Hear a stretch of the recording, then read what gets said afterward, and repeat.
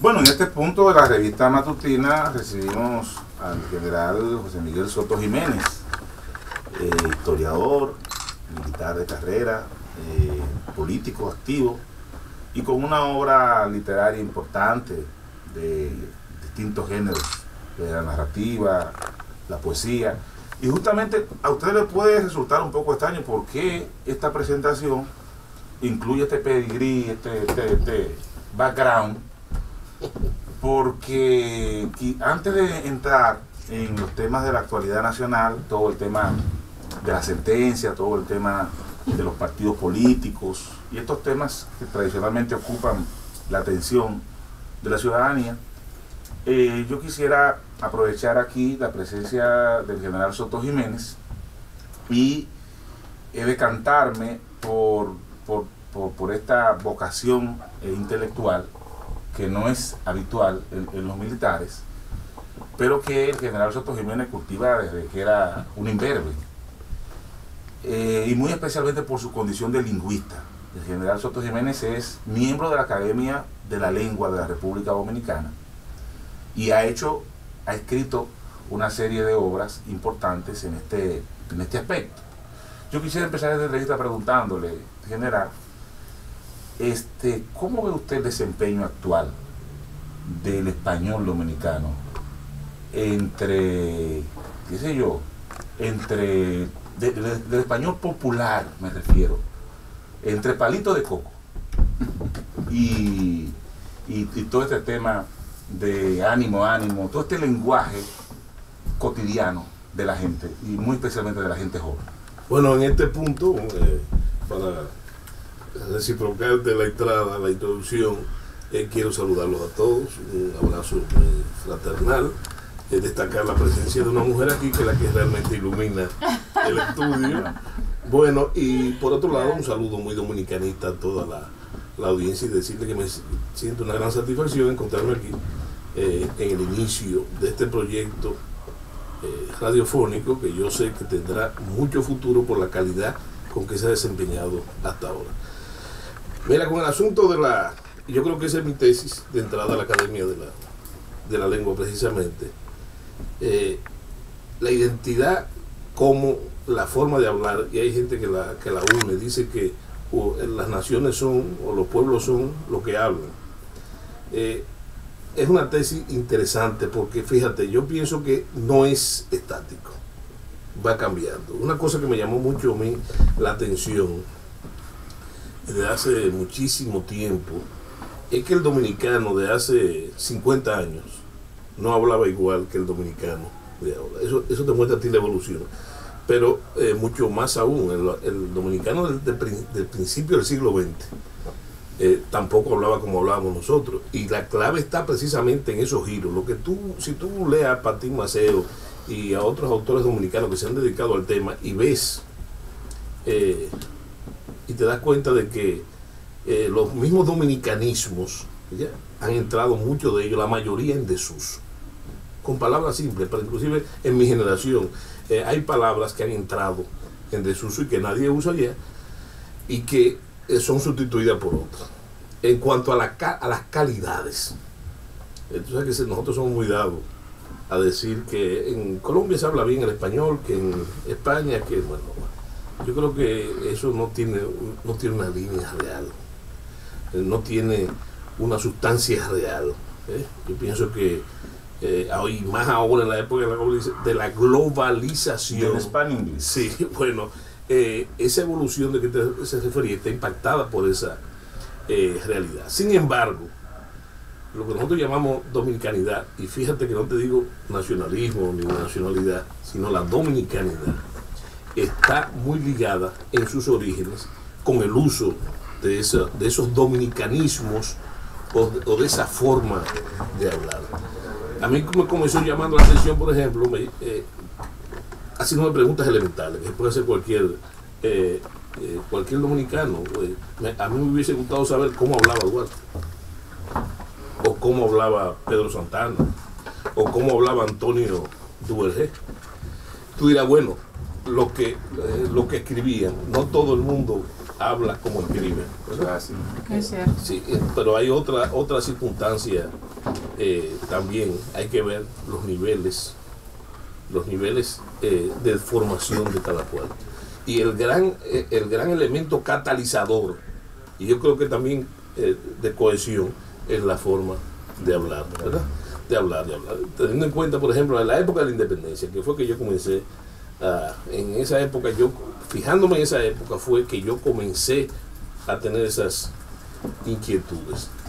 Y yo te puedo decir que el dominicano de esa época no hablaba, ni siquiera como el dominicano del siglo XX o post la muerte de Trujillo, el mismo, con muchos personajes, para mencionarte a Trujillo, por ejemplo, que es un personaje cerca nuestro porque lo sufrimos por 31 años. Tú preguntas, ¿son veraces las...? No se puede decir que lo que escribía Trujillo, porque a Trujillo le escribían plumas muy destacadas, ¿verdad? Pero en las entrevistas, por ejemplo, también eran muy manejadas. Quizás la entrevista más cercana, y yo escribí un trabajo sobre eso, y la más veraz, es la que le hizo un ministro de Interior de Venezuela, el hijo del autor del Cesarismo Democrático, que él decide abrirse de ahí, y él lo hace, lo devela en unas memorias, en sus memorias, mucho tiempo después, acuerdo a sus anotaciones. Yo lo que te digo a ti, que es difícil el caso, pero también lo es en otros personajes no dominicanos. Gabriel García Márquez, por ejemplo, dice que para escribir El general en su laberinto, él tuvo que hacer un estudio, una investigación de cómo hablaba el colombiano y el venezolano del siglo XIX. Sí, imagínate. Entonces es un estudio lingüístico. Andrés Le Mateo, en una obra mía que se llama Memorias del Concho Primo, prologándola, él dice eso mismo. Esto, entre otras cosas, es un estudio lingüístico y que es parte de la investigación histórica.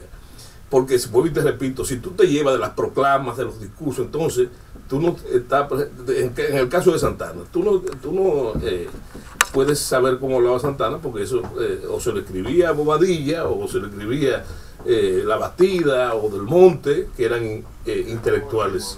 Vamos a pasar a los motivos del machete, como componente, voy ahí, Elías, para que no te... como componente de esa formación del elemento nacional. Sí. Y todos estos efectos de la sentencia, veo a Elías Ruiz que está un poco... Tranquilo. Pero ese personaje de Trujillo, hablando justamente de la manera de hablar, es el laconismo. Trujillo era lacónico al hablar, ¿no? Mira, yo creo que no era tan lacónico, pero vamos con el anterior, para terminarte la idea, en el caso de Santana. ¿Cómo yo llegué a saber cómo hablaba Santana? Por los cronistas, sobre todo españoles y norteamericanos, que hablaron con él y que pintan el personaje, no en los documentos oficiales, que es un gran problema aún recolectarlo. Claro. Pero si tú te buscas la Gaceta, bueno, pero no, ahí yo aprendí. Por ejemplo, el mejor retrato de Pedro Santana lo hace López Morillo y lo hace un norteamericano, Porter, de esos norteamericanos que vienen aquí y que vienen realmente a una labor de inteligencia, pero él lo pinta en su salsa. Por ejemplo, Morillo dice que Santana hablaba con tantas palabrotas y dicharachos, que era difícil entenderlo, aún para una persona que hablaba muy bien el español, ¿verdad? Y entonces tenía muletillas, como la tenía Trujillo. Por ejemplo, Trujillo tenía una muletilla que era la palabra pendejo. Usaba mucho la palabra pendejo, y la prótesis fundamental del dominicano, el coño y el que vaina, ¿verdad? Que también usaba Santana, y Santana usaba esas muletillas que usa. Y el dominicano, en muchos países de América, por ejemplo, se usa la vaina, la palabra vaina, y se usa también la palabra coño. Típica de República Dominicana. Sí, pero solo el dominicano. Y no nos damos cuenta de la frecuencia con que la usamos, cuando salimos fuera. Y la vaina para el dominicano es cualquier cosa. Cualquier cosa que tú te puedas imaginar. Pero solo los dominicanos en América Latina y en el continente usan la combinación, vamos a llamarle la simbiosis de el coño que vaina. Fíjate, Exacto. son dos palabras que se usan indistintamente en otras partes de América Latina, pero solo el dominicano. Si tú oyes un dominicano diciendo eso, esa unión, ya tú sabes, sin que te enseñe la cédula, hablando de la nacionalidad que es dominicano. O sea, sí, hay un ejemplo que usted no ha mencionado, porque se fue hacia la guerra independentista y hacia Trujillo, que es la época de Juan Bosch. Sí. Juan Bosch hacía una alocución y trataba de llevar el lenguaje hacia el pueblo, hacia lo llano. Sí. Y entonces se popularizó mucho una frase, tutumpote, por ejemplo. Sí, eso es interesante, pero mira, la gente se la atribuye. Digo, Juan Bosch fue que la puso. Ese afán pedagógico de Bosch Sí. se manifiesta incluso en su muletilla, por el tema de cuál es la muletilla de los Como líderes. comprende, sí. Sí. Pero fíjate una cosa que interesante. Ustedes iniciaron el tema con los motivos del machete.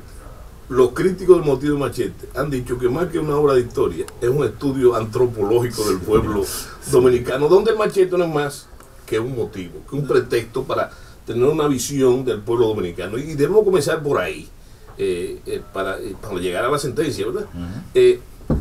Ya dijimos que los pueblos son como hablan, eso es más que una frase, y ahí fue que Bosch hizo un estudio interesantísimo sobre la dominicanidad, y yo creo que es el mejor sociólogo dominicano, sin ser sociólogo, académicamente, él hace una visión muy certera sobre el pueblo dominicano que han hecho otros, pero él lo hace de manera magistral precisamente porque usa el idioma. Entonces la palabra tutumpote, que todo el mundo la atribuye a Bosch, no es de Bosch.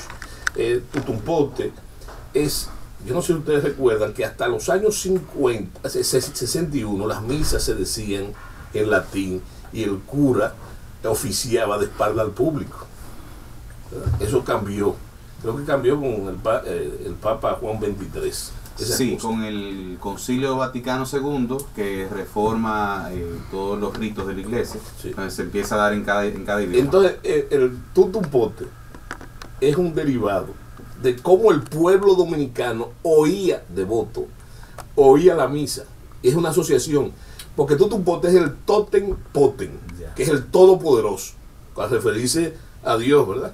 Y entonces el campesino lo oía, tutumpote, y lo asoció con la figura que podría, una palabra nueva ahora, matatán. El matatán es en una época de caudillismo y de ruralidad, era el cacique.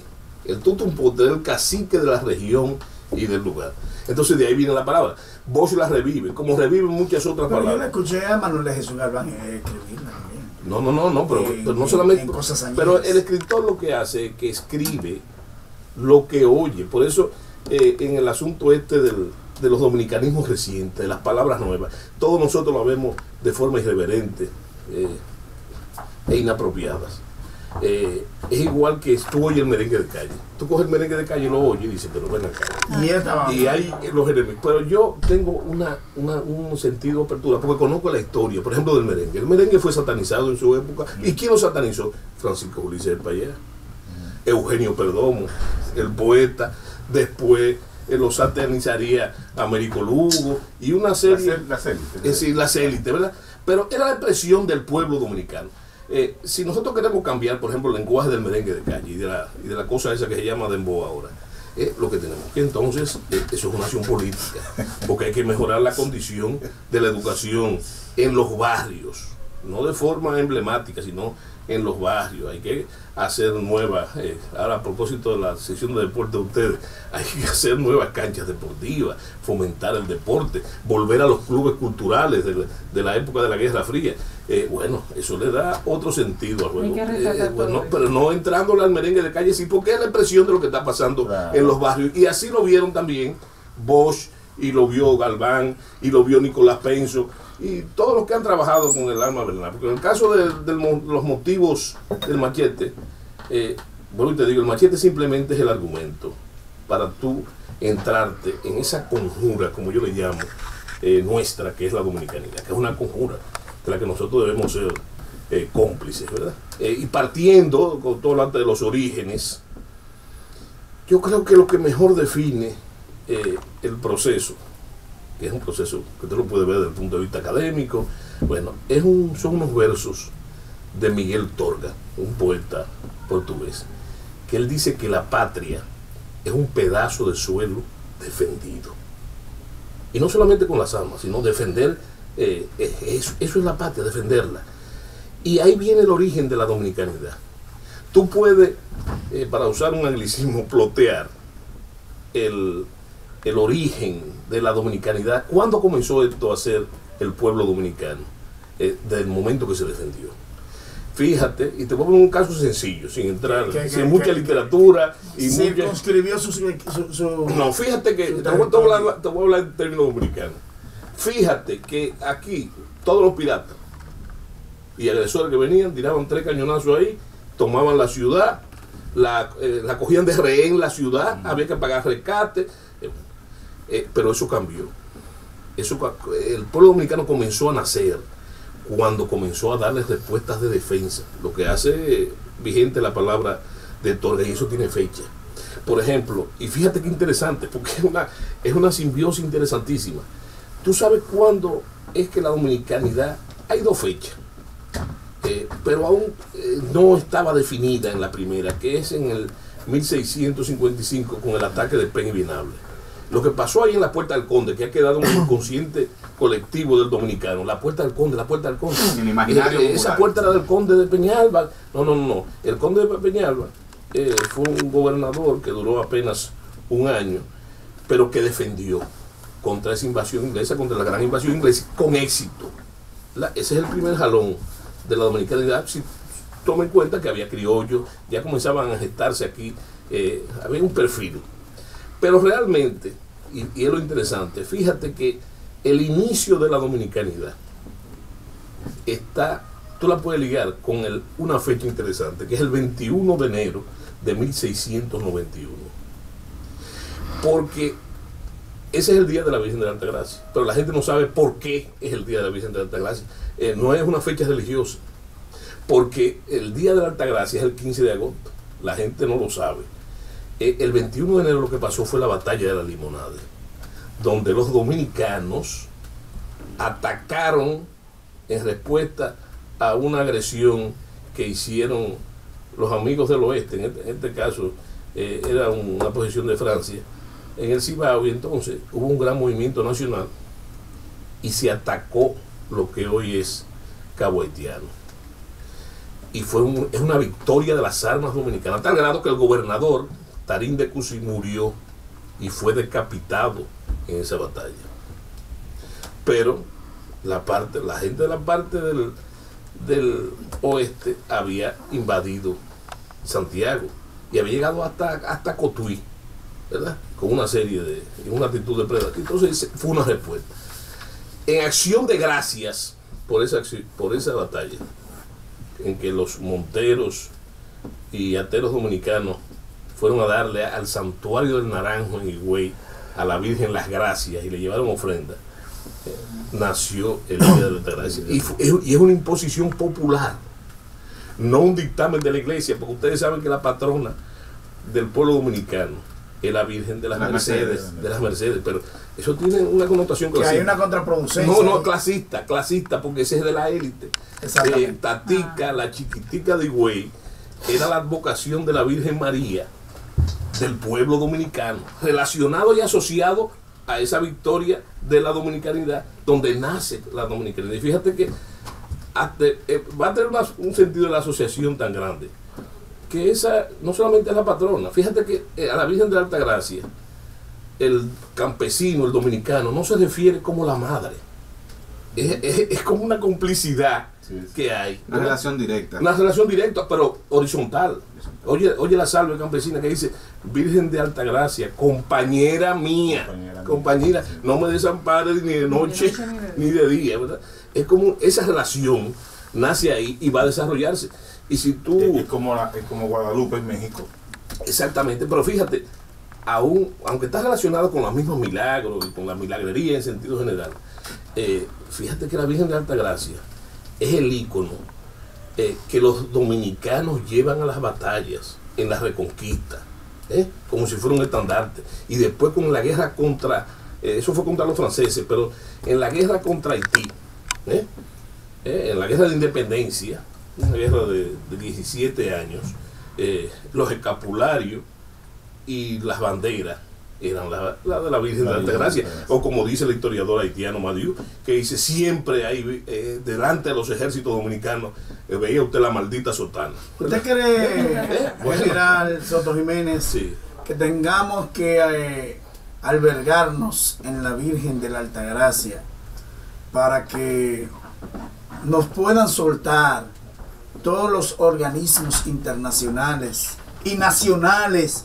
algunos dominicanos, unos grupitos que están detrás de una presión para que el gobierno, la República Dominicana, viole su constitución y una sentencia del Tribunal Y Constitucional? déjame agregar a eso, más concretamente, te digo que la nacionalidad surge en el momento en que se defiende. sí.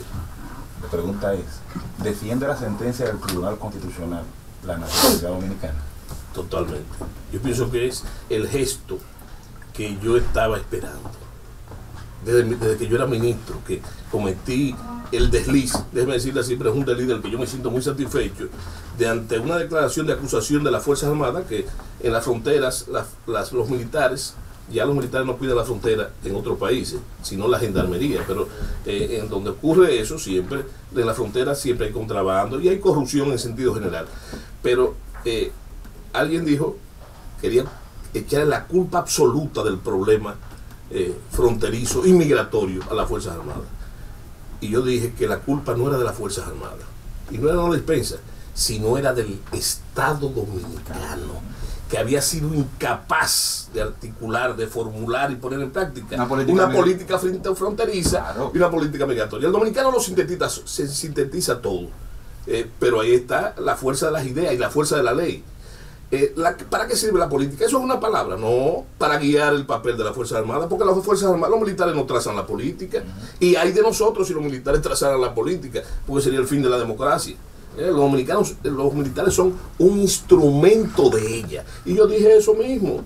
Yo dije que el Estado Dominicano, pero fíjate, ya de eso hace ya casi 20 años, yo dije que el Estado Dominicano sentía vergüenza de ejercer la soberanía nacional, y que había una ausencia de una política migratoria y de una política fronteriza, y que entonces no se le podía pedir peras al olmo si los militares no tienen una guía, que en este caso debe ser una guía severa. Y te voy a decir, no tiene que ver nada con conservadores y liberales. Fíjate el caso de Stalin y Mao Zedong, los dos gigantes socialistas fueron, Mao le pidió reivindicaciones territoriales a la Unión Soviética. ¿Qué le dijo Stalin? Que el suelo de la Unión Soviética era sagrado, ¿verdad? Y que no había ese tipo de... La frase me suena lapidaria. Sí. Que el Estado Dominicano siente vergüenza. Oh, pero claro, porque se deja chantajear. Se deja chantajear por esos grupos que ustedes han mencionado. Tú preguntabas si que era necesario pedir la ayuda de la Virgen. Bueno, no estaría de más. Pero el que tiene que ejercer la soberanía y defender lo que ya no es el latero y el montero con el machete, es el Estado Dominicano con la fuerza de la ley, porque la gente tampoco entiende muy bien la palabra soberanía, se cree que es una anticualla de la Guerra Fría. Uno de los atributos fundamentales de esa soberanía, sin cual el Estado no se explica, es poder darse leyes para cumplirlas. Hay una actitud, por ejemplo, lo que es el territorio es un atributo del Estado. Pero yo que te digo que todo lo que está pasando, y por eso el peligro de politizar el problema. Es un problema político, pero de alta política. Sí, no, es un problema fundamentalmente político, pero se están violando cosas elementales. Sí, pero no, mira, es que eso es parte del chantaje. Exactamente. Y eso es parte del chantaje. Es que, óyeme, no podemos decir, cuando yo digo que siente vergüenza de ejercer la soberanía, está ligado con un proceso de debilidad del Estado. Esto está pasando porque el Estado, en un proceso dilatado, y cuando yo hablo del Estado estoy hablando de los tres poderes, ¿verdad? Lo que se entiende por Estado, ha ido cayendo en una debilidad, ¿verdad? Que no es incapaz de cumplir sus propias leyes y hacer cumplir las leyes a sus ciudadanos, ¿verdad? Ahí el problema del chantaje de la humanidad. Fíjate, ¿cuál es el atributo fundamental? Y volvemos a los motivos del machete. ¿Cuál es el atributo fundamental del dominicano? Que sea tildado de esclavista, de racista, lo que tú quieras. Es la hospitalidad. Sí. Eso es una prenda que todo el mundo lo conoce. Y nosotros hemos sido demasiado condescendientes. Nosotros hemos dado al pueblo haitiano, al Estado haitiano, hasta que nos duela. Por ese mismo comentábamos hace ratito, sí, antes de usted entrar. Los Los demás organismos internacionales no resaltan lo que el pueblo dominicano hace por el vecino. Bueno, porque es que los principales, alguien dijo algo que me gustó los otros días, que lo leí por ahí, es que los principales enemigos no son ni de esos países, ni Francia, ni Canadá, ni Estados Unidos, del problema de la nacionalidad son los propios dominicanos. Y entonces en el año del Bicentenario me recuerdo de Duarte, que decía que hasta que no se castiguen los traidores como se debe, los dominicanos serán víctimas de sus maquinaciones. Hay que hacer nuestra esa frase de Duarte, porque él lo vio ahí, le llamó copolita, eso fue lo que hicieron la anexión, eso fue lo que llamaron a los norteamericanos en determinadas épocas. Son los mismos. Entonces es un grupo, y yo no creo que es muy numeroso, no es numeroso, porque esa sentencia, todo el mundo reclama. ¿Tú estás de acuerdo con la sentencia? Sí, estoy de acuerdo con la sentencia. Entonces nadie repara cuál es la actitud del pueblo. La actitud del pueblo así es multitudinariamente a favor de la dominicana. No hay un tema que cohesione más. Vamos a decir las cosas como es. No es asunto extranjero. Que cohesione más al pueblo dominicano que el problema haitiano. No es carga de resentimiento histórico. ¿Tú sabes dónde que está fundamentalmente eso? Hay muchos elementos, pero ¿dónde está la cosa? Es que lo que le está disputando esa migración ilegal al pueblo dominicano es la pobreza. Claro. Es la pobreza, porque tú dices, no, nos están disputando nuestra riqueza. Es nuestra pobreza. El mejor caso es las esquinas, los pedigüeños. Son nuestros, los pedigüeños no son nuestros. Los venduteros de la esquina han cambiado todo. Sí, entonces, en términos académicos, yo te voy a decir una cosa. Lo que dije también condenamiento, de forma desafortunada, porque te vuelvo y te lo digo legalmente, porque los militares no pueden deliberar. Pero yo deliberé en esa época. Y me siento orgulloso de no, pero tengo que reconocer la falta. El problema, y mira, son una serie de argumentación de derecho de chantaje. No, ¿por qué dirán ustedes de los dominicanos que están en Puerto Rico o que están en otros países? No es lo mismo. No es lo mismo. No es lo mismo. Porque sí, pero no solamente que hay reglas. El problema, y vamos a verlo desde el punto de vista, mira, de lo sensato. Y yo no quiero ser sensato, con ese tema. Le voy a explicar por qué después.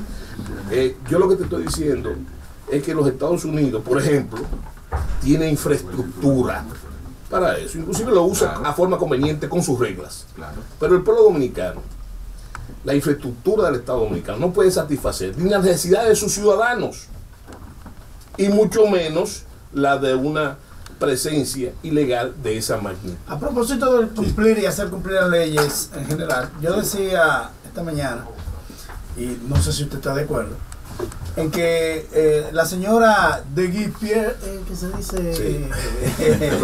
No, bueno, pues esa señora dice, a pesar de que la sentencia obligó a la Junta Central Electoral a devolverle el acta de nacimiento, pero que ella debe regularizar su situación en la Dirección General de Migración, ella dice que ella a nadie le va a despojar de su dominicana y que ella es dominicana independientemente de lo que diga la sentencia. Sí, eso es como decir una palabra, eso es teatrismo.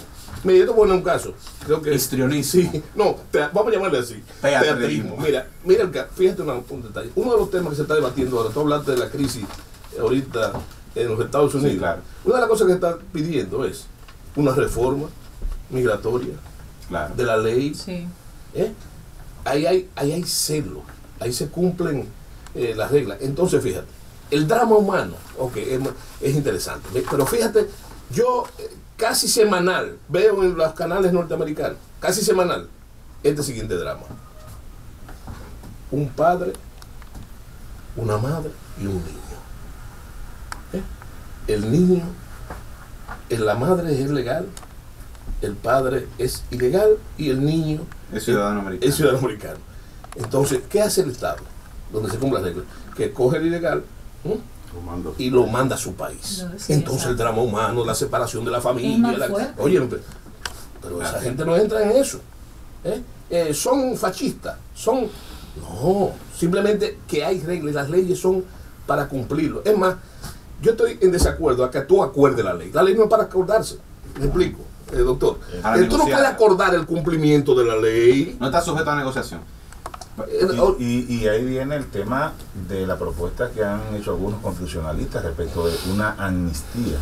A eso iban a y en esto general quiero a jugar un poco al abogado del diablo. Particularmente yo no es que esté en desacuerdo con la sentencia. Sí. Mi posición es que nosotros como país no podemos resolver a golpe de sentencia lo que ha sido una irresponsabilidad estatal durante más de 70, 80 años. Sí. Entonces, esa misma permisividad, es mi perspectiva, y quiero que me dé su opinión al respecto, esa misma permisividad del Estado a tener braceros que vinieron a trabajar, que nunca fueron deportados y que por lo tanto se crearon una serie de derechos que aunque no están establecidos en las leyes, nos han traído esta situación y que además vienen muchas rémoras que se aprovechan de esa debilidad del sistema. Y usted sabe la situación que nosotros tuvimos en los años 90 con la crisis de las declaraciones tardías. O sea que aquí hubo mucha gente que a golpe de papeletazo se hicieron dominicanos. Entonces, esa misma debilidad del Estado que ha creado esta situación, yo entiendo que no se puede resolver a golpe de sentencia. Nosotros tenemos que, como Estado, tomar una decisión de tener políticas públicas consistentes, no solamente responsables, sino también consistentes. Porque usted fue ministro de las Fuerzas Armadas. Yo recientemente, hace año y medio, estuve en Haití y todavía lo que separa a Guanamint de Dajabón, y usted me corrige, son 2 hojas de zinc, prácticamente, por lo menos del lado haitiano. Entonces, realmente yo quiero su parecer al respecto de esto, si realmente esta sentencia, o solamente con esta sentencia, se va a resolver esta situación. No. Yo creo que enfocándolo como tú estás enfocando, yo quiero justificar lo que dijo ahorita. Mira, me voy a mis declaraciones de cuando era ministro, ¿verdad? Lo que yo dije. Claro. Yo lo que veo en esta sentencia, sabiendo cuál es la naturaleza de un tribunal constitucional, el gesto es necesario, evacuado con mucha responsabilidad. Yo diría que sin patriotería, con una responsabilidad dominicanista. Para comenzar, hay que comenzar con algo, porque si no se hacía eso, y yo creo que la idea es tuya, cuando tú te referías a que, mira, la gente no parece que no tiene una idea de lo que es un tribunal constitucional. No tiene una idea clara. Lo primero que hay que saber es, y la idea es tuya, y yo la tomo, y la retomo, es que una de las funciones de ese tribunal es sacudir la conciencia nacional, Sí. sacudirla, ¿verdad? Entonces, el mismo debate, que es un debate desproporcional, porque es el debate de una élite. Mira cuál es la cosa, una élite que se benefician del problema. Claro que sí. Y se beneficia, y muchos de ellos asalariados por las ONG, ¿verdad? Sí. No extranjeros, dominicanos, al servicio de esas intenciones, ¿verdad? Y también hay que meter los empleadores, que nadie lo toca. Ahí los empresarios no les conviene que se regularice eso, porque es otra cosa que no se ha dicho. Claro. No, yo lo dije Entonces, desde el lunes. mira, retomando la misma línea de ideas, tú sabes otra cosa, que hay que acostumbrarse a ese tipo de remeniones. de remeniones. De remeniones. Y siempre son beneficiosos, porque primero, mira, yo decía que yo no puedo, se supone que yo debería ser equilibrado, se supone Sí. que yo debería ser mesurado, Sí. pero yo no quiero ser ni puedo ser mesurado, ni equilibrado, ni sensato con el tema, ¿verdad? Pues yo soy fundamentalista, en eso yo soy fundamentalista, General. sin acudir a los tremendismos, General. porque los tremendismos le han hecho mucho daño a la causa dominicana. Hay gente que dice, no hay que volver al corte. No hay que volver a ningún corte, el corte es execrable. Sí. ¿Entiendes? Sí. Lo que hay que volver al corte de la ley. Realidad. La ley, De la ley, a propósito de eso, La dominicanidad ya no hay que defenderla, aunque siempre está el sagrado instrumento ahí, Claro. en las carreras, Yo siempre digo, hay que volver a las carreras. Es decir, los motivos de que volver a Maquete Cotillo. Sí, no, los Como- motivos del como son machete institucionales son los hoy día. motivos de la ley. Claro, La ley. de la A ley. propósito de eso, general, dos acontecimientos que me llamaron poderosamente la atención y estoy seguro que a la población en brevísimo, general. ya que terminamos. Sí, que es, primero, las excusas que pidió el presidente y segundo, este hecho bochornoso que auspició un grupo de mujeres en una... Sí, Y si tercero- yo fuera y guardia, tercero, te dijera, te dijera lo que te decía siempre, ya salí tú con tu gancho. Pero óyeme una cosa. Y tercero general, Sí. la declaración hoy de CARICOM de varios países solidarizándose con Haití también, que ya ha tomado un corte internacional. Sí, pero yo estoy... Yo me refiero al poder de... Mira, lo primero es que yo considero totalmente desafortunada y propio de un estilo populista esas declaraciones del presidente. Yo creo que lo que hay que pedirle perdón, ¿verdad? Ir a consultarse es al altar de la patria, donde están los padres de la patria. Ahí hay que ir a pedir perdón por políticas desacertadas al respecto, ¿verdad?